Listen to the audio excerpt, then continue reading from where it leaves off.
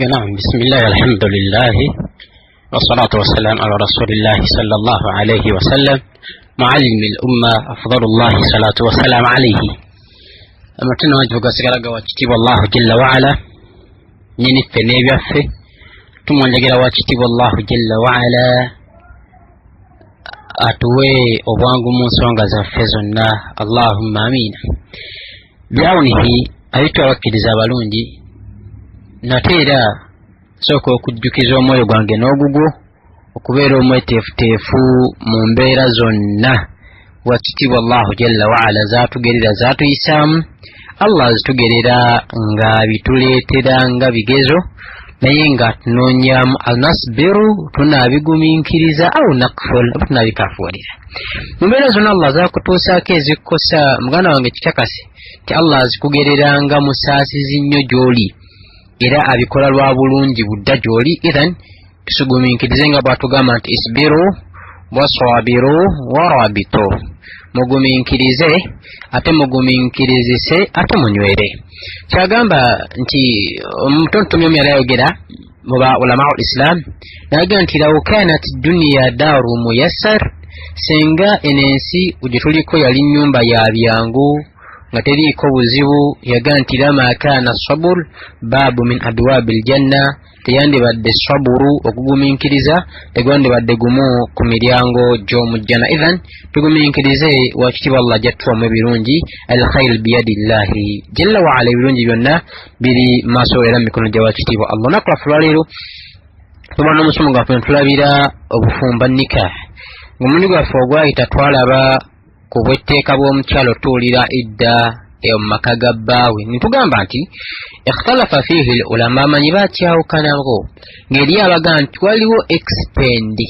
waliwo nga idda asobola ogitulira watali waabwe, naye ono katulabe ekyasooka okukulembera ekigamba nti alina gitulira waka. tuba tufunye akadde nga Allah akyatuwadde mu basobola obba abasomesa biidhnihi tabaraka wa taala, nakyo tulikituukako netukiraba butya bwe kisoboka biawunihi jalla fi'ula. Tugamba nti omukyala ne woobeera ng'omutala sitamanyi, mwana wattu alina okubeera nga akomawo n'atuula idda ye ewaka. Wakitiibwa Allahu jalla waala n'atulagira okubeera nga abakyala tubaleka ayakhsal iddatuhum, okuba nga bamalayo idda zaabwe. Wakitiibwa Allahu jalla waala n'atugamba nti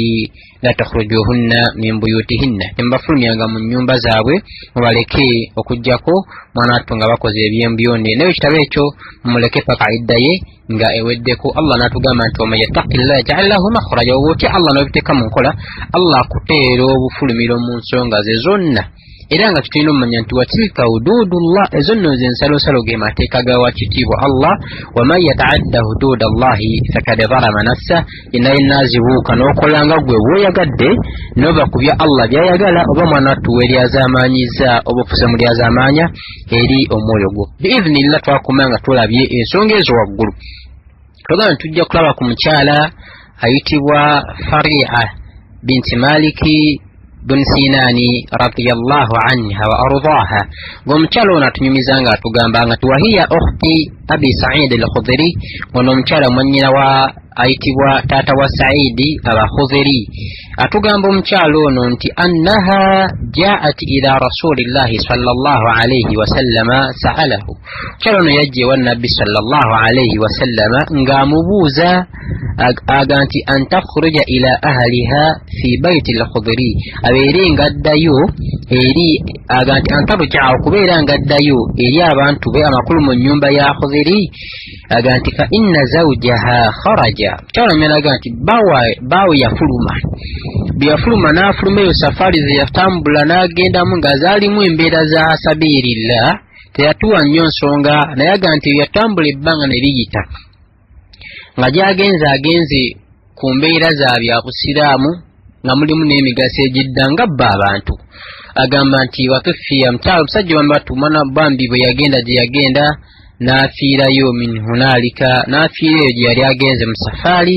kati omukyala oluvannyuma lw'akabanga ajjaga nti fasaltu rasulullahi sallallahu alayhi wasallam, nembeera nga najja wa nabbi afdalu salatu wassalaamu, nemubuuza an arji'u ila ahli, mbeere nga nzirayo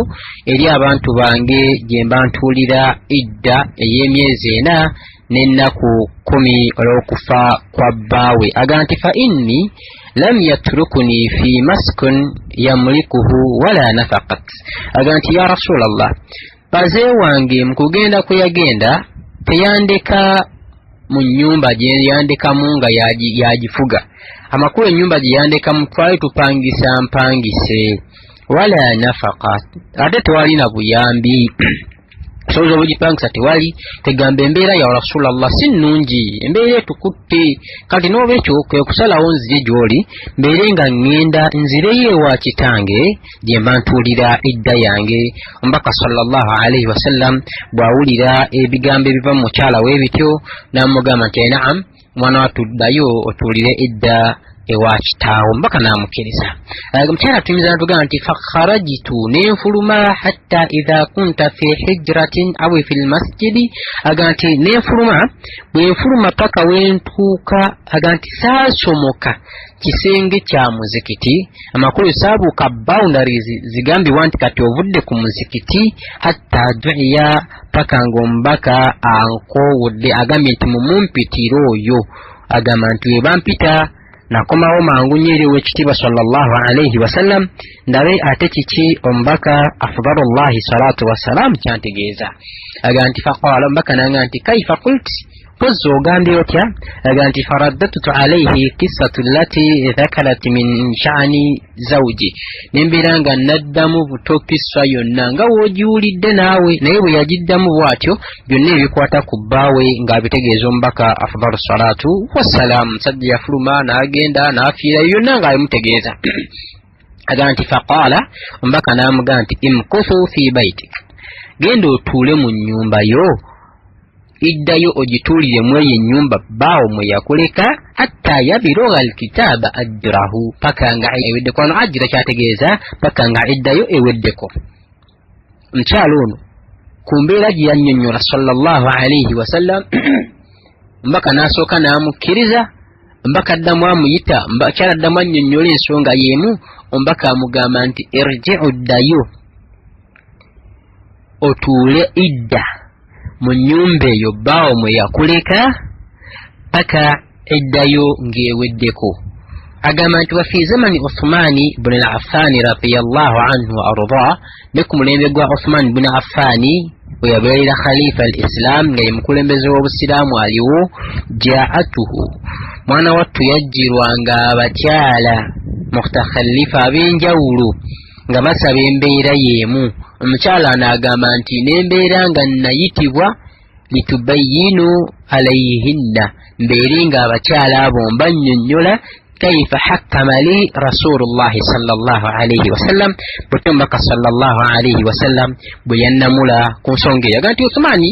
kyalo ne bamugiranga ye yayitanga oli nti mugende mumpitire omukyala ayitibwa Faraat ajje annyambe ku bakyala bano era bwe bajjanga nabinnyonnyola ga Faraat binti Maliki jangu munnange onnyambeko ku bakyala bano uleeze ebigambo by'oyo mpozi gwe nabbi yaggamba atya era omukyala n'agamba nti nembeera nga wakuntu aqdi alayhinna nembeera nga nabamaliranga mu mbeera eyo ey'okubategeeza butya sallallahu alaihi wasallam bwe yannamula ku nsonga zange tujje tukomawo biawunihi tabaraka wa taala tufunye hadithi etulaga nti okujulizibwa buli n'hadithi n'aya twagiraba mu suratu Tarak nga Allahu jalla wa ala atugana ofulumya abakyala obutatuulira idda mu mayumba gaabwe idhan mukyala bw'oba omutalase muleka atuule idda ye bw'amala alyoka agende nga idda singa ebeera nga ya iddatu esooka n'eyokubiri omukyala oyo n'atamalaako myezi gye 3 oba endwala 3 n'omudde tekirina buzibu